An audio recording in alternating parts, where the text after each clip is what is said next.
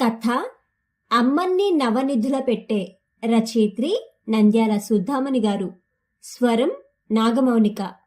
సంచిక.com ప్రచురితమైన ఈ కథ మీకోసం. ఆ రోజు శుక్రవారం. అమ్మ పొద్దున్నే తలంటి పోసింది.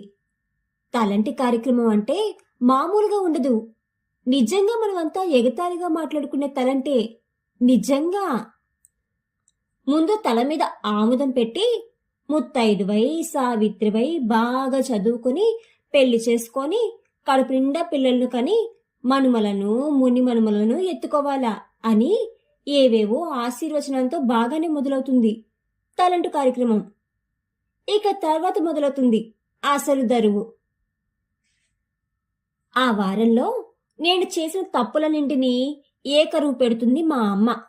ఏం చేయాలో ఏం చేయకూడదో, ఎట్లా ఉండాలో ఎట్లా ఉండకూడదో, ఏం మాట్లాడాలో ఏం మాట్లాడకూడదో మొత్తం తలంట అయ్యేప్పటికీ ఓ అరగంట సేపు తల లోపల బయట కూడా ఓ పెద్ద సునామీ సాగుతుంది. ఏమనడానికి లేదు, తప్పించుకోవడానికి లేదు, పారిపోవడానికి లేదు. అలా శ్రోతగా మిగిలిపోవాలంతే. మాట్లాడబోతే సీకాయ రసం నోట్లోకి వచ్చేస్తుంది. మరోవైపు ఆ రసం కళ్ళల్లో పడిపోకుండా కాపాడుకోవాలి. నాకే కాదు, మా అక్క చెల్లెళ్లకు అన్నదమ్ములకు అందరికీ అమ్మ తలంటి అంటే భయమే. అందరి ముందర తిట్టకూడదనేది ఆమె భావం. కానీ అది మాకు ప్రాణాంతకంగా పరిణమిస్తుంది. అందుకే శుక్రవారం నాడు కాస్త త్వరగా లేచి పెద్దమ్మతో తలంటించుకోవడం మంచిదని పోటీలు పడుతుంటాము. ఆలస్యమైతే పెద్దమ్మకు కుదరదు. ఇక శనివారం అయితే మగపిల్లల పని పడుతుంది అమ్మ. తలంటి పూర్తి చేసి నా తల తడి తుడిచి టవల్తో జుట్టును చుట్టగా చుట్టింది అమ్మ. మా 4వ అక్కను అడిగి వదులుగా మనీ పర్సు జడ వేయించుకోమన్నది. ఆ అక్క ఏమో పేచీ పెట్టింది. నీకెందుకయ్యాలనే జడా? నిన్న నా ఫ్రెండ్ ఇంటికి పోయి నోట్స్ తీసుకురమ్మంటే తీసుకురాలేదు కదా అంటూ జుట్టును పరా లాగుతూ చిక్కు తీసింది. నేను ఆడుకునేటప్పుడు నువ్వు చెప్పినావక్క అన్నాను సంజాయిషి ఇచ్చుకుంటున్నట్టుగా. మాట పెరిగింది. నీకు జడ నేను వెయ్యను పో అన్నది అక్క. నేనిట్లనే చింపిరితలతో ఉంటానులే, అమ్మ అడిగితే నీ పేరు చెప్తా అని బెదిరించాను. అక్క దువ్వెన విసిరి కొట్టి వెళ్ళిపోయింది. అప్పుడే సినిమా బండి మా రోడ్డు మీదకి వస్తున్నట్లు పాటలు మాటలు వినిపించినాయి. లవకుశ సినిమా గురించి ఊరించి చెబుతున్నాడు మైక్లో ఎవరో అనౌన్సరు. ఒక్కో మాటను ఒక్కో నటుడి పేరును నాటకీయంగా పలుకుతున్నాడు. ఇక నేను ఆతృత తట్టుకోలేక వీధిలోకి పరిగెత్తాను. మా సందు చివరి సుబ్బలక్ష్మి ఎదురుపడింది. ఎక్కడికి అమ్మన్ని అట్లా పరిగెత్తుతున్నావు చింపిరి చుట్టేసుకుని అని ఆపింది. సినిమా బండి వస్తుందే, బండి వెనకాల పోయి సినిమా పేపర్లు తెచ్చుకుంటా, నువ్వు రా పోదాం అన్నాను. నువ్వు ఈ ఇంట్లో వేసుకునే పొట్టిలంగాతో చింపి జుట్టుతో చెంచిత మాదిరి ఉన్నావే అమ్మన్ని. ఇట్లా నువ్వు సినిమా బండి వెంట పరిగెత్తితే మీ అమ్మ ఏం చేస్తుందో తెలుసు కదా అంటూ ఏదో అంటూ ఉంది. అప్పటి నా వేషధారను చూసుకుని నాకు సిగ్గేసింది. అట్లా రోడ్డు మీదకి పోలేక వెళ్ళిపోతున్న సినిమా బండి వైపు దుఃఖం ముంచుకొస్తుండగా నిస్సహాయంగా చూసినాను. సినిమా పేపర్లు తెచ్చుకోలేకపోయిన నా అసహాయత మీద నాకే విరక్తి వచ్చింది. ఒక్క పరుగున ఇంట్లోకి వచ్చి పడ్డాను. పెద్ద దుఃఖం ముంచుకొచ్చింది. సినిమా పేపర్లు తెచ్చుకోలేకపోయినాననే బాధ క్షణం పెరిగిపోతున్నది. మా పెద్దరుగు మీద మూలగా ఒక పెద్ద చెక్క మంచు ఉంటుంది. దాన్ని పడుకోవడానికి ఎవరూ పెద్దగా ఉపయోగించరు. నేను జయ బొమ్మల పెళ్లిళ్ళ కోసం స్నేహితురాలతో కథలు చెప్పుకోవడానికి వాడుకుంటుంటాం. దానికి తలవైపు 2 అరల్లాంటివి మూతలతో ఉంటాయి. ఒక అరలో మా చిన్నన్న తాను సేకరించిన వస్తువులన్నీ పెట్టుకుంటాడు. అన్నీ పద్ధతిగా సర్దుకుంటాడు. ఎవరిని ముట్టుకొనివ్వడు. నాకు అవన్నీ లేవని ఆక్రోశం ముంచుకొచ్చేసింది. దాంట్లో ఏమున్నాయా అని ఒకసారి మూత తెరిచి చూసినాను. నాకు దుఃఖం ఆగలేదు. 100 దాకా సినిమా పేపర్లు అన్నీ శుభ్రంగా క్లిప్పులు పెట్టుకున్నాడు. సినిమా పాటల పుస్తకాలు 10 దాకా ఉన్నాయి. పేపర్తో బుట్టల్లాగా చేసుకుని ఒక బుట్టలో రంగురంగుల గోళీలు, మరో బుట్టలో రకరకాల సైజుల బొంగరాలు, వాటి తాళ్ళు, ఒక బుట్టలో రంగురాళ్ళు, మరో బుట్టలో సినిమా ఫిలిం నెగటివ్లు, రాగి తీగ చుట్ట, క్రికెట్ ఆటగాళ్ల ఫోటోలు, ఇస్పేటాకులు, చివరగా ఒక పేపర్ పైన పెట్టిన పాలపిట్ట ఈక, సినిమా యాక్టర్ల ఫోటోలు ఉన్నాయి. ఆ ఈక నిన్ననే తెచ్చుకున్నాడు. ఊరి బయటికి స్నేహితులతో వాకింగ్కి పోయినప్పుడు దొరికిందట. దాన్ని చూడగానే నాకు దుఃఖం ఆగలేదు. నాకు ఇట్లాంటివేమీ లేవు కదా, ఉన్నా నాకు సర్దుకోవడం చేత కాదు. నేను సినిమా పేపర్లు తెచ్చుకుంటాను కానీ అన్నీ పడేసుకుంటాను. నేను ఇట్లా ఏడుస్తుండగానే వచ్చినాడు మా చిన్నన్న, చేతి నిండా సినిమా పేపర్లు పట్టుకొని. రావడమే నా వీపు మీద 2 గుద్దులు గుద్దాడు. అమ్మని, నా పెట్టెందుకు తీసినావే, ముట్టుకోవద్దని చెప్పినా కదా, ఏమైనా తీసుకున్నావా అంటూ ఏదేదో మాట్లాడుతున్నాడు. మూలిగే నక్క పైన తాటిపండు పడ్డట్టయింది నా పని. పెద్దగా ఏడుపు లంకించుకున్నాను. ఇంతలో మా నాయన మేడ మీద నుంచి దిగివస్తూ మా దగ్గరికి వచ్చి నన్ను ఎత్తుకొని, ఎవరమ్మా నిన్ను ఏడిపించింది? శుక్రవారం పూట ఈ చింపిరి జుట్టు ఎందుకు, ఈ చెంచులక్ష్మి అవతారం ఎందుకు, ఈ ఏడుపెందుకు అని నన్ను ఇంట్లోకి తీసుకుపోయినారు. ఇంతమంది ఉండి ఈ పిల్లకు జడవేసేవాళ్ళు లేరా? ఎందుకు ఏడుస్తుంది చూడండి అన్నారు. మా 4వ అక్క తన మీదకి మాట రాకుండా గబగబా దువ్వెంత దువ్వి రిబ్బన్ కట్టేసింది. పొద్దున అక్క జడ ఎందుకు వెయ్యింది, ఇప్పుడు చిన్నన్న ఎందుకు కొట్టినాడో అన్నీ పూసుగుచ్చినట్టు చెప్పినాను. నేనేమి వాడి వస్తువులు తీసుకోలేదు నాయనా, అయినా నన్ను అన్యాయంగా కొట్టినాడు అని వీలైనంత నా మీద సానుభూతి కలిగేటట్టు చెప్పినాను, వెక్కిళ్లతో సహా. మా అక్కకు అన్నకు చిన్న చిన్న మందలింపులు చేసినారు నాయన. ఆడపిల్లలను కొట్టకూడదని, ఏడిపించకూడదని గట్టి వార్నింగే ఇచ్చినారు అన్నకు. నా కడుపు మంట కాస్త చల్లబడింది. అమ్మనే, నీకేం కావాలో చెప్పవే, నేను తెచ్చిస్తాను, నువ్వింత ఏడవలసిన పనే లేదు అని అభయం ఇచ్చినారు నాయన. నాకు సినిమా పేపర్లు, సినిమా పాటల పుస్తకాలు, సినిమా వాళ్ళ ఫోటోలు, రంగురంగుల గోళీలు, రంగురంగుల పూసలు, తలుకులు, రాగి తీగ చుట్ట, నా బొమ్మల కోసం రంగురంగుల గుడ్డలు, ఇస్పేటాకులు, పాలపిట్ట ఈకలు, ప్లాస్టిక్ పూసలు, ప్లాస్టిక్ దారం, ఆల్చిప్పలు, గవ్వలు, సినిమా రీల్ నెగటివ్లు ఇట్లా చెబుతుంటే నాయన పక్క నవ్వడం మొదలుపెట్టినారు. అబ్బా, పెద్ద లిస్టే ఉందే అన్నారు. ఇంతలో సినిమా టూరింగ్ టాకీస్లో సినిమా ప్రాజెక్టు నడిపే మహబూబ్ ఖాన్ నాయన కోసం వచ్చినాడు, ఏదో పని మీద. అతన్ని చూడగానే నాయన, మాబూ, మా అమ్మన్నకి సినిమా కాగితాలు, పాటల పుస్తకాలు, సినిమా రీళ్ల నెగటివ్లు, సినిమా యాక్టర్ల ఫోటోలు కావాలంటరా, దానికోసం ఎంత ఏడుస్తుందో చూడు, నీ దగ్గర ఏమైనా ఉంటే ఇయ్యవా మా పాపకు అన్నారు.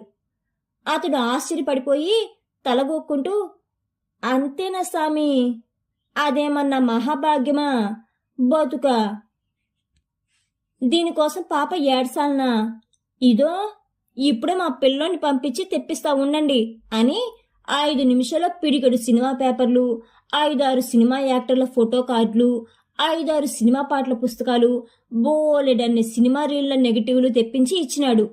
మాబు నా వైపు చూస్తూ, అమ్మన్నమ్మా, నీకు ఇంకా ఎన్ని కావాలంటే అన్ని ఇస్తా, మా ఇల్లు పక్క ఈదులోనే కదా, చూసినావు కదా, నీకెప్పుడు కావాలంటే అప్పుడు వచ్చి నీకు కావాల్సిన సినిమా పేపర్లు, పుస్తకాలు తీసుకుని పో.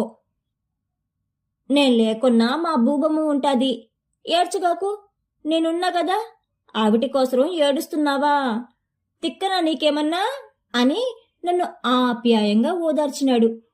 నాకప్పుడు మాబూ సాబ్ వరాలిస్తున్న దేవుడి మాదిరి కనిపించాడు. నాకు కొండెక్కినంత సంబరంగా ఉంది. ఆ ఫిల్మ్లన్నీ చూసి, సాయిబు, ఇవన్నీ ఒకే మాదిరి ఉన్నాయి, నాకు వేరే వేరేవి కావాలా అన్నాను. సమయాన్ని వెంటనే సద్వినియోగం ఎలా చేసుకోవాలో నాకు అనుభవం నేర్పింది. మరి మళ్ళీ పిల్లోని పంపించి పాత రీళ్లు తెప్పించి ఇచ్చినాడు మాబూసాబు. ఇప్పుడు మా చిన్నన్న నా దగ్గరకు చేరి మంచి మాటలు మాట్లాడడం మొదలుపెట్టినాడు, బేరాలు సాగించినాడు. అన్ని ఫిల్ములు ఒకే సీన్ ఉన్నవి ఏం చేసుకుంటావి అమ్మని, కొన్ని నాకియ్యి, నా దగ్గర నా ఫ్రెండ్స్ దగ్గర వేరే సీన్లు ఉండేవి నీకిస్తాలే అన్నాడు చిన్నన్న. అయితే నువ్వు నన్ను పొద్దున గుద్దిన గుద్దులకు రెండింతలు నన్ను కొట్టనిస్తే నీ మాట వింటా అన్నాను. సరేనని కొట్టించుకున్నాడు. ఆ అమ్మ నాయన చూడకుండా దొరికినాడు కదా అని శక్తి కొద్దీ కొట్టినా. అబ్బా అబ్బా అంటూ ఓర్చుకున్నాడు పాపం. ఈ ఫిల్ముల మార్పిడి బేరంలో ఏమాత్రం మోసపోకూడదని గట్టిగా నిశ్చయించుకున్నాను. సరి చూసుకుని ఫిల్ములు ఇవ్వడం తీసుకోవడం అయిపోయింది. ఇంతలో పెద్దమ్మ రాజమ్మత దగ్గరికి పోయి ఒక కాగితంలో కొన్ని తలుకులు అడిగి తెచ్చింది. ఆమె వాటితో సంచీలపైన చీరలపైన డిజైన్లు కుడుతుంది. పెద్దమ్మ తన దగ్గరున్న పూసలు కొన్ని ఇచ్చింది. కొత్త పూసలు కొందామని, పూసలతో మనీ పర్సు చేయడం నేర్పిస్తానని చెప్పింది పెద్దమ్మ. అమ్మ తాను పూసలు తెప్పించి ఇస్తానని మాట ఇచ్చింది. అమ్మ తాను ఎప్పుడో కుట్టించుకుని వేసుకోవడం మానేసిన వెల్వెట్ జాకెట్లో కొంత ముక్క కత్తిరించి ఇచ్చింది. పెద్దక్క తన సిల్కు చీరలో కోసుగా ఉందని కత్తిరించిన ఓ ముక్క నాకు తెచ్చిచ్చింది. నా ఆనందానికి అవధులు లేవు.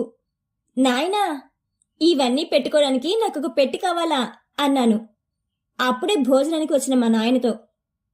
ఇంతలో మా చిన్నన్న పలక మంచం మీద ఉన్న తన పెట్టె పక్కన మరో పెట్టి ఉంది కదా అని దాంట్లో తానే అన్ని సర్దిస్తానని చెప్పినాడు. అదంతా తానే శుభ్రం చేసినాడు. న్యూస్ పేపర్ పరిచి పేపర్తో బుట్టలు లాంటివి తయారు చేసి దేనికి దానికి సర్ది పెట్టినాడు. కొన్ని గోళీలు తనవి నాకు ఇచ్చినాడు. అందరూ ఆ పెట్టెలోకి తొంగి చూసి ఒక్కటే నవ్వినారు. అమ్మని నవనిధులన్నీ పెట్టెలో నింపేసిందే అని అన్నారు అక్క వాళ్ళు. ఎవరేం నవ్వుకున్నా వాళ్ళ పండ్లే బయటపడతాయిలే అని ఊరుకున్నాను.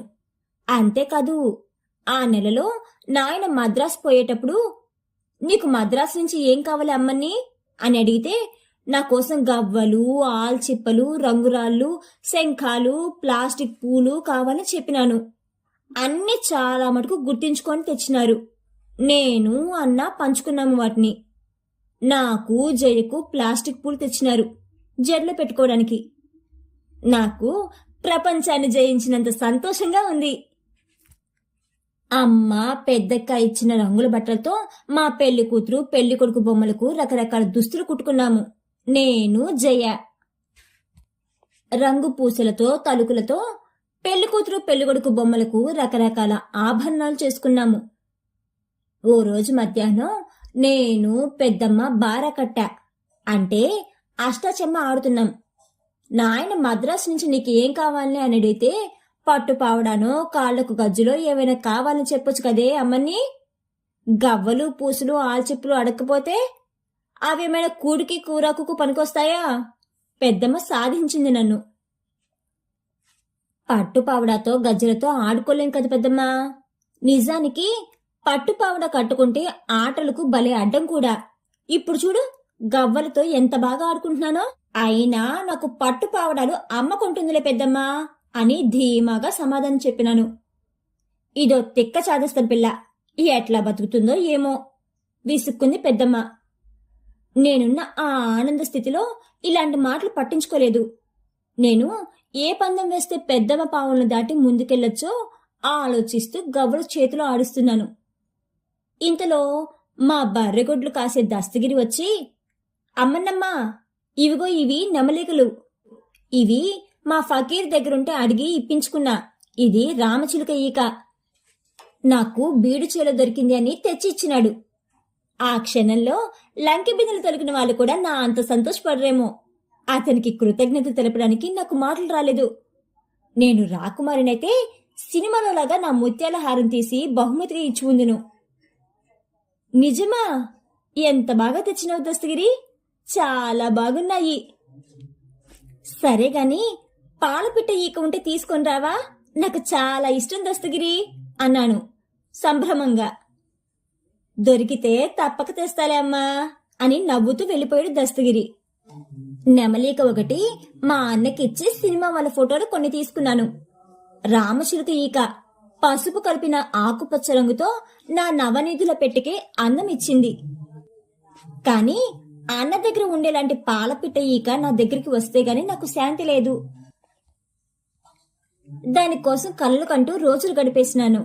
రచయిత్రి నంద్యాల సుధామణి గారు రచించిన అమ్మన్ని నవనిధుల పెట్టె అనే ఈ కథ కనుక మీకు నచ్చినట్టయితే please like share and subscribe to our channel.